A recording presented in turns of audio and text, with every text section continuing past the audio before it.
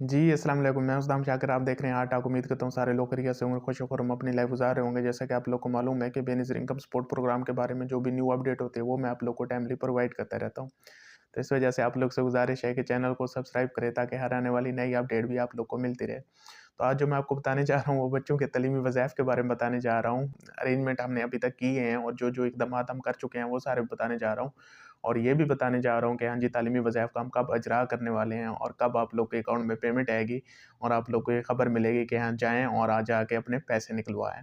तो ये सब इसी वीडियो में बताने वाला हूँ। और आप लोग के जो कमेंट्स थे, वो जो भी मैं वीडियो अपलोड करता था, तो उसमें यही पूछा जाता था कि हाँ जी सर, बच्चों के वज़ाइफ़ कब आ रहे हैं? बच्चों के सर वज़ाइफ़ कब आ रहे हैं? सर आप बता ही नहीं रहे, सर आप इसका कोई जवाब ही नहीं दे रहे और सर आप डेट तो बता नहीं रहे, बस ऐसे बातें करते चले जाते हैं।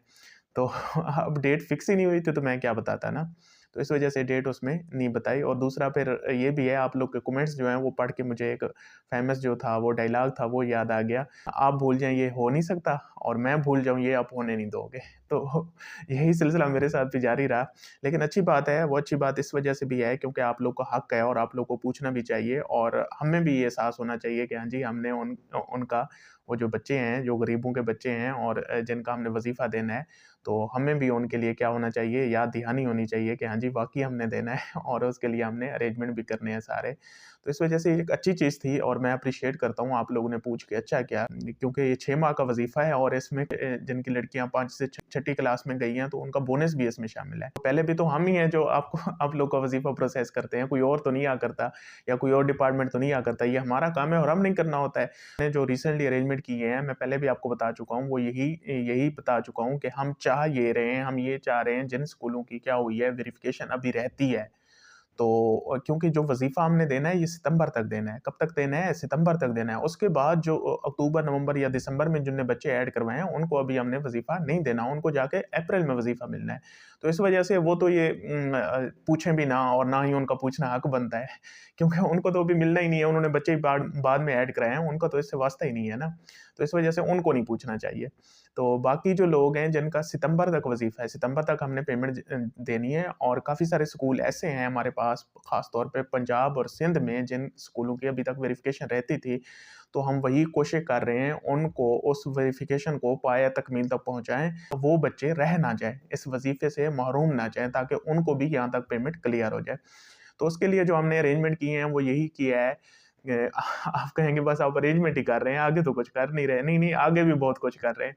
तो उसके लिए हमने यही किया है, पंजाब और सिंध में बड़े पैमाने पर उखाड़ो-पिछाड़ कर दी है। ये पिछले सैटरडे से हमने की है। जितने भी एम्प्लॉयी थे, जिन डिस्ट्रिक्ट में हमारी वेरिफ़िकेशन जो थी वो कंप्लीट थी, 100% थी और जिनकी रहती थी 92% पे थी या 93% पे थी, तो हमने क्या किया है, वो जो एम्प्लॉयी जिन डिस्ट्रिक्ट में हमारे अपना टारगेट कंप्लीट कर चुके थे, उनको हमने क्या किया है, आउट ऑफ डिस्ट्रिक्ट भेज दिया है।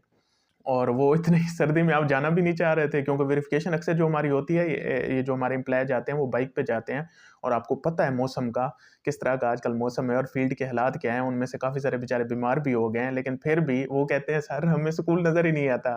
क्योंकि वो वही का बंदा हो ना, जो उस डिस्ट्रिक्ट में काम करता है, जो पहले वो स्कूल गया होता है, तो उसको तो चलो कोई मसला नहीं होता इतना, वो तो कर लेता है। अब जो आउट ऑफ डिस्ट्रिक्ट बंदा गया, उसके लिए तो नया स्कूल है।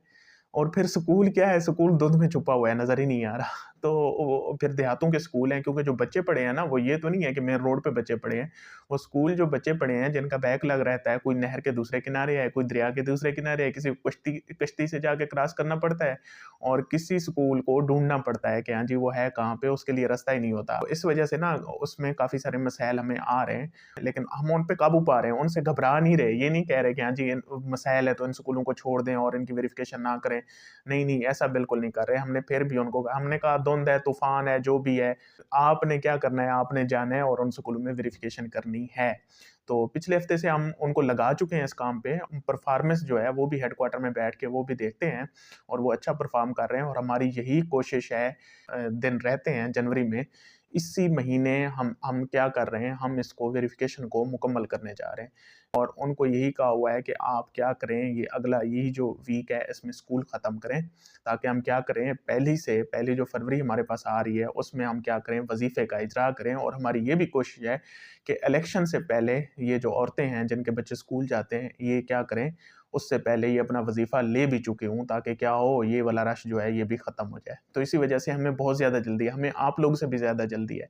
लेकिन आप लोग फिर भी यकीन नहीं कर रहे, तो आप लोग पे डिपेंड करता है, करें ना करें, लेकिन हम अपना काम कर रहे हैं और ऐसा तरीके से कर रहे हैं और कोशिश कर रहे हैं कि जल्द से जल्द मुकम्मल हो। आप लोग को मेरी बातें सुन के लगेगा ऐसा जैसे वो एक वो था अंधा था ना, तो उसको डेली का कहते हैं कि हाँ जी, आपकी शादी हो रही है ना, तो उसको कहते थे हाँ जी, आज हम गए हैं, आपकी मंगनी कर रहे हैं। अब वो अंधा था, उसको नज़र तो आता नहीं था। अच्छा, फिर उसको कहते थे मंगनी तो आपकी हो गई है, रिश्ता भी पक्का हो गया है। उसके बाद आज क्या कर रहे हैं आज जो है वो आपकी हम मेहंदी करने जा रहे हैं। उसके बाद उसको कहते थे, हाँ जी, आज मेहंदी भी हो गई है, बस आज हम क्या कर रहे हैं, वो जो दुल्हन का सामान वगैरह है, वो लेने जा रहे हैं।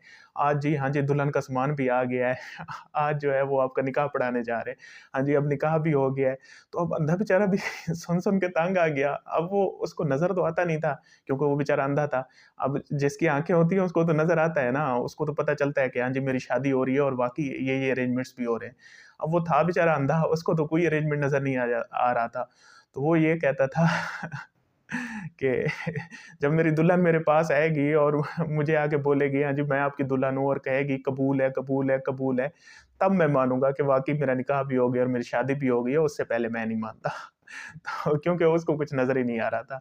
तो आपको भी मेरी बातें सुन के यकीन तो आना नहीं है उसी अंधे की तरह, लेकिन मैं आपको सच बता रहा हूँ, हम अरेंजमेंट कर चुके हैं और इसके लिए हम शब-ओ-रोज़ काम कर रहे हैं। आप लोग यकीन करें और इंशाल्लाह अच्छाई की उम्मीद रखें और भलाई की उम्मीद रखें, और ये आप लोग का हक है और आप लोग को क्या होगा, ये मिल के रहेगा, इसमें कोई परेशानी की ज़रूरत नहीं है।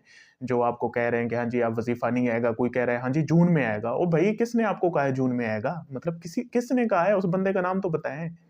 कोई ऐरा-गैरा, नत्थू-खैरा जो भी बोले बस उसका कह देते हैं, हाँ जी, फिलाँ कह रहा था, बात ही खत्म। खुश रहें, आबाद रहें, शाद रहें। Thank you so much. अल्लाह हाफ़िज़।